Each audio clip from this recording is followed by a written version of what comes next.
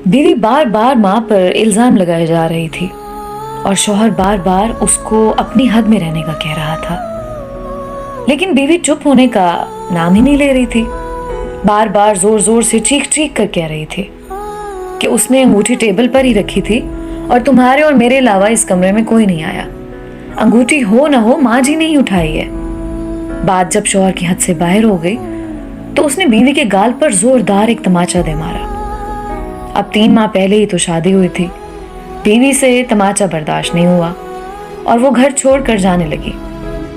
और जाते जाते उसने शौहर से एक सवाल पूछा कि तुम्हें अपनी माँ पर इतना यकीन क्यों है। तब शौहर ने जो जवाब दिया, उस जवाब को दरवाजे के पीछे खड़ी माँ ने जब सुना तो उसका दिल भर आया। शौहर ने बीवी को बताया कि जब वो छोटा था तब उसके वालिद गुजर गए।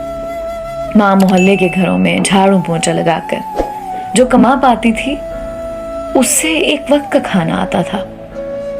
माँ एक प्लेट में मुझे रोटी देती थी और खाली टोकरी ढक कर रख देती थी और कहती थी, मेरी रोटियां इस टोकरी में हैं, बेटा तू खा ले। मैं भी हमेशा आधी रोटी खाकर कह देता था कि माँ मेरा पेट भर गया है, मुझे और नहीं खाना है। माँ ने मेरी झूठी आधी रोटी खाकर मुझे पाला पोसा और बड़ा किया है। आज मैं 2 रोटी कमाने के काबिल हुआ हूँ, लेकिन ये कैसे भूल सकता हूँ कि जिस माँ ने उम्र के उस हिस्से में अपनी ख्वाहिशात को मारा है, वो माँ उम्र के इस हिस्से में कैसे एक अंगूठी की भूखी हो सकती है, ये मैं सोच भी नहीं सकता। आप तो 3 माह से मेरे साथ हो। मैंने तो माँ की कुर्बानियों को पिछले 25 सालों से देखा है।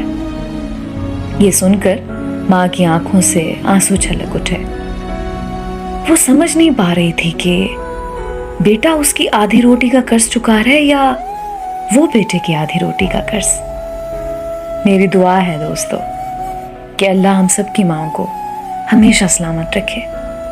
आमीन।